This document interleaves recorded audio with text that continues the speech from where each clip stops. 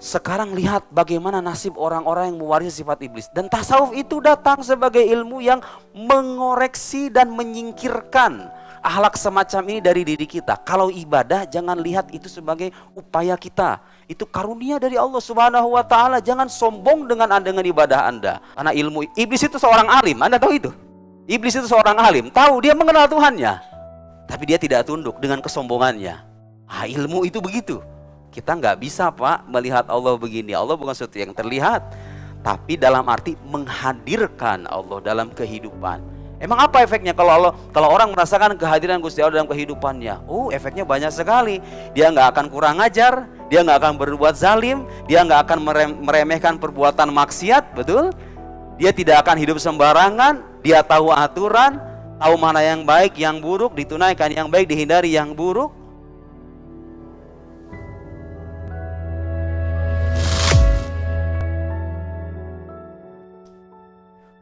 Sekarang lihat bagaimana nasib orang-orang yang mewarisi sifat iblis. Dan tasawuf itu datang sebagai ilmu yang mengoreksi dan menyingkirkan akhlak semacam ini dari diri kita. Kalau ibadah jangan lihat itu sebagai upaya kita. Itu karunia dari Allah Subhanahu wa taala. Jangan sombong dengan ibadah Anda.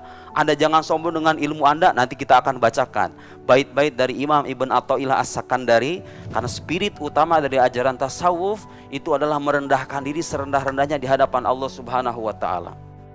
Makanya penting adik-adik mahasiswa yang belajar ilmu apapun, saya mewasiatkan jangan sampai Anda meninggalkan ilmu ini. Karena ilmu iblis itu seorang alim. Anda tahu itu?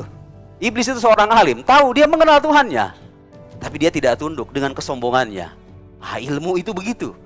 Kita jumpai kan orang-orang alim, orang-orang berilmu tapi nggak mencerminkan ajaran agamanya. Ada yang error dengan sisi rohaninya. Dan ilmu ini ingin mengajak kita untuk mengoreksi sisi yang salah itu. Walladzina kadzdzabu biayatina wastakbaru anha walladzina kadzdzabu biayatina wastakbaru anha ulaika ashabun nar hum fiha khalidun. Orang-orang yang mendustakan ayat-ayat kami dan sombong.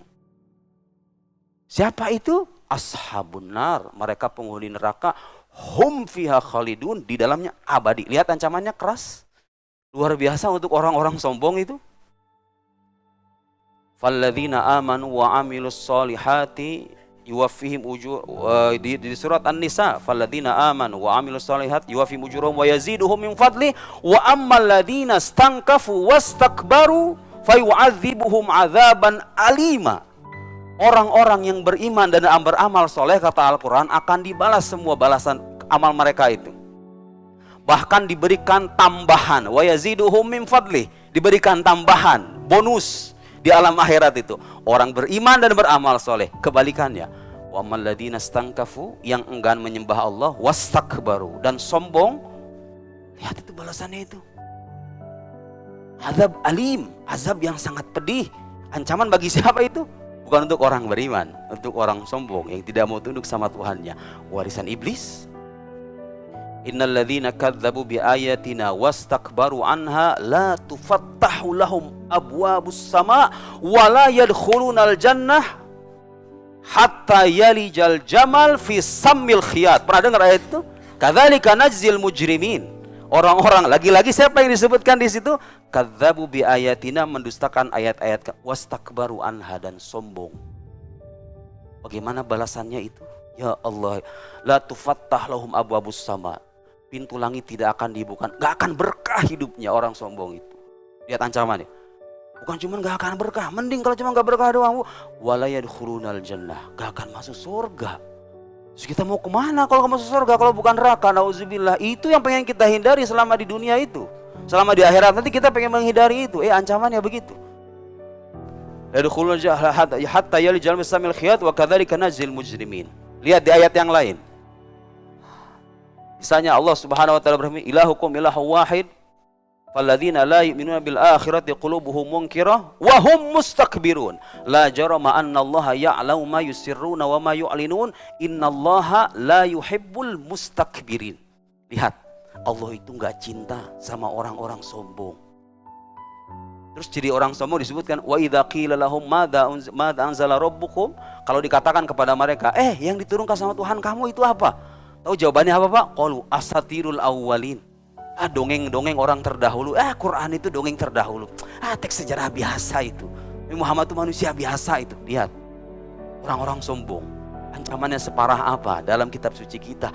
Ini ilmu yang datang supaya kita menyingsingkan akhlak itu dalam diri kita, supaya kita sadar di dunia ini kita sebagai hamba, hidup kita sudah diatur oleh Yang Maha Kuasa, yang dulu sudah berlalu ketetapan Tuhan, yang terjadi di masa mendatang ketetapan Tuhan juga, tapi kita nggak pernah tahu ketetapan Tuhan itu seperti apa. Makanya tugas kita adalah mencari kemungkinan sebaik mungkin, berupaya sebaik mungkin supaya kita mendapatkan takdir yang terbaik yang Allah tetapkan bagi kita semua. Itulah ilmu tasawuf, itulah ilmu yang datang untuk mengoreksi sisi batin manusia supaya kita sampai pada maqam ihsan. Apa itu ihsan? Dalam hadis Jibril, an ta'budallah ka'annaka tara fa illam takun tara fa innahu yarak.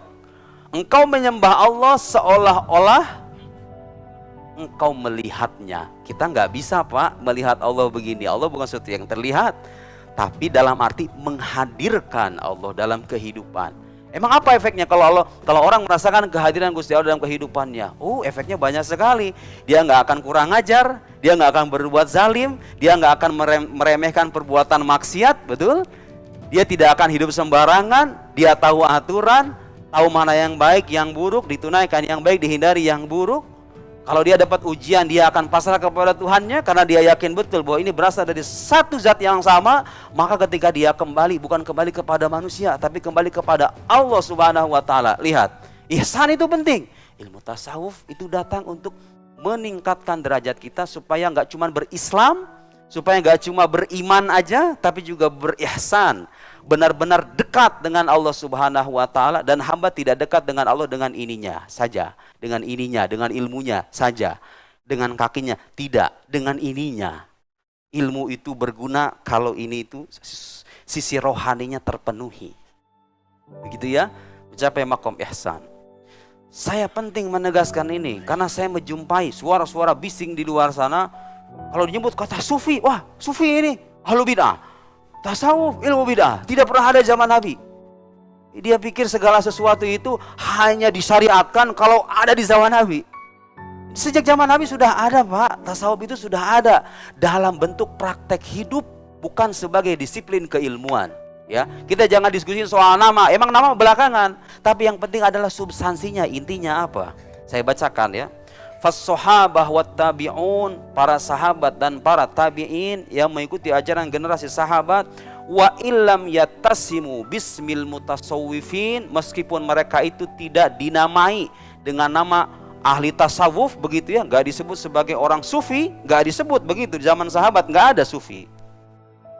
Kanu sufiyin fi'lan, mereka itu pada hakikatnya adalah para sufi secara prakteknya, dalam perbuatannya. Keikhlasan, tawakal, qanaah, percaya kepada takdir, berzikir kepada Allah dengan hati, dengan lisan dan pikiran. Ada di zaman sahabat enggak? Itu tasawuf itu intinya. Ya. Tapi ada Ustaz, itu katanya sufi itu pikirannya halu-halu, ada yang sambil nari-nari, ada yang kemudian penyimpangan mengaku sebagai Tuhan begini. Bapak, penyimpangan mah di semua ilmu ada, ya enggak? Dikira kalau orang belajar Al-Quran jadi orang benar semua. Orientalis itu belajar Al-Quran tuh pikirannya menyimpang-menyimpang juga tuh. Terus kalau begitu Anda abaikan gitu ilmu Al-Qurannya dengan alasan ada pikiran yang menyimpang dalam ilmu Al-Quran. Begitu cara berpikirnya. Penyimpangan itu ada dan dikoreksi sama para ulama juga. Dan kadang-kadang yang sering terjadi itu, Pak, bukan penyimpangan sebetulnya, kesalahpahaman. Mereka memahami dengan sudut pandang mereka, tidak mau memahami penjelasan para ahli tasawuf sesuai dengan yang dijelaskan oleh para ahlinya. Kafir-kafir kah, dikit-dikit, lihat ini adalah ungkapan nih, mengaku sebagai Tuhan nih. Bukan mengaku sebagai Tuhan. Ada ungkapan-ungkapan yang memang problematis, bermasalah kalau dibaca secara lahiriah. Anal haq, seperti ungkapan Al-Hallaj, akulah Tuhan yang maha benar itu bukan Al-Hallaj yang ngomong kayak begitu. Ada makom tertentu, orang-orang punya tingkat spiritualitas yang tinggi, mereka sudah tidak merasa dengan keberadaan diri mereka sendiri, dan itu nggak bisa kita bayangkan orang-orang kayak kita ini. Yang sholatnya kalau Allahu Akbar aja udah mikirin apa kali, ya kan? Mereka itu beda makomnya. ngucapin begitu bukan mengaku sebagai Tuhan. Memang mereka itu tidak tersadarkan. Karena saking dekat dengan Tuhannya. Boleh nggak kita ikuti Pak? Ngaku sebagai Tuhan sekarang kita keluar dari sini dengan alasan udah belajar tasawuf. Boleh nggak? Nggak boleh. Nggak boleh, jangan diikuti. Mereka itu tidak untuk diikuti ucapannya, tapi kita teladani akhlaknya. Ya, para sufi yang suka disalahpahami, suka dikutip-kutip secara serampangan itu. Ini nih, tasawuf nih. Jadi orang sebagai aku sebagai Tuhan nih. Subhani, ma'adzama sya'ni. Maha suci aku, tiada Tuhan.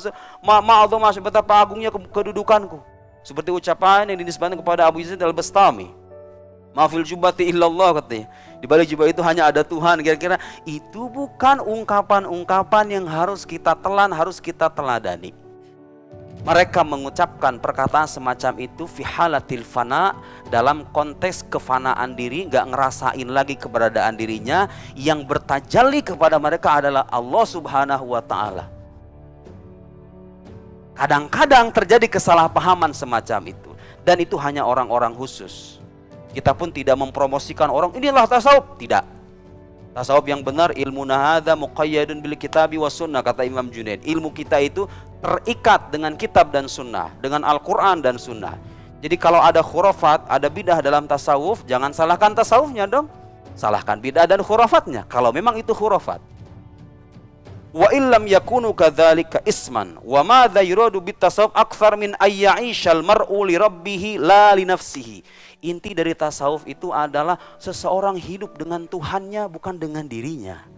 Selama ini Bapak Ibu sekalian, banyak orang-orang beragama terjatuh ke dalam depresi, terjatuh ke dalam rasa penyesalan yang mendalam dalam hidup, terhimpit oleh masalah dan seolah-olah tidak adalah harapan lagi karena dia hidup dengan dirinya bukan dengan Tuhannya. Betul enggak? Ini ilmu penting kan? Supaya mendidik kita, meningkatkan level kemanusiaan kita menjadi orang yang dekat dengan Tuhan kita Allah Subhanahu wa taala.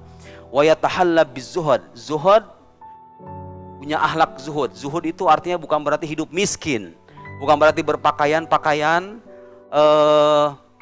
kucel ya, bukan berarti bertapa di dalam goa, tidak. Bisa jadi seorang kaya tapi dia zahid. Apa tolak ukurnya orang zuhud itu? Antakuna dunia fi yadik la fi qalbik. Dunia itu hanya ada dalam genggaman, tidak menguasai perasaan. Penting gak Bu perasaan begitu? Banyak orang cekcok sekarang, mau itu rumah tangga, mau itu sesama tetangga, mau itu antara pejabat dengan bawahan. Gara-gara apa? Cekcok masalah dunia. Penting kan? Akhlak zuhud itu penting, kita butuhkan dalam hidup kan? Supaya kita hidup gak obsesif, dikit-dikit gak puas, dikit-dikit pengen nambah. Kecukupan itu penting kan? Rasa cukup itu ilmu yang datang mengajari kita itu zuhud. Sudah ada di zaman sahabat yang kayak begitu, banyak. Tasawuf sudah ada belum? Sudah ada, namanya aja yang belum ada. Tasawuf itu terambil, sebagian ulama menyebut dari kata suf. Suf itu kain wol, karena dulu orang-orang zuhud di masa lampau itu lebih suka mengenakan kain wol yang mencerminkan ketidakcintaan kepada dunia. Sekarang zaman sudah berbeda ya. Anda pakai pakaian mewah sekalipun, tolak ukurnya adalah hati Anda, bukan pakaian Anda. Ada yang mengatakan dari kata sofa. Sofa itu artinya kejernihan gitu ya. Ada yang mengatakan dari ahlus suffah, sekelompok sahabat Nabi di zaman masa lampau. Sekarang kan ada tuh tempat ahlus suffah kalau kita pergi ke Madinah, bekas ahlus suffah itu. Orang-orang terdepan mendekatkan diri kepada Allah, mereka-mereka yang memfokuskan diri untuk mendekatkan diri kepada Tuhan di zaman masa lampau. Penamaan itu datang belakangan, tapi substansi dan prakteknya sudah ada di zaman Nabi Shallallahu Alaihi Wasallam. Masih Anda bilang bid'ah, ada yang error dengan kepala Anda. Kalau masih bilang bid'ah, iya kan? Ya, kalau begitu Anda bagaimana beragama? Kalau sana itu dibid'ahkan, kalau itu sana dilarang. Sholat aja begitu, banyak orang sholat, jidatnya hitam, suka mengkafirkan orang lain, ya enggak? Merasa dirinya lebih baik dari yang lain, betul? Merasa surga itu hanya ada di kelompoknya saja, yang lain semua masuk neraka semuanya. Ada yang kayak begitu kan? Gara-gara hatinya nggak terdidik.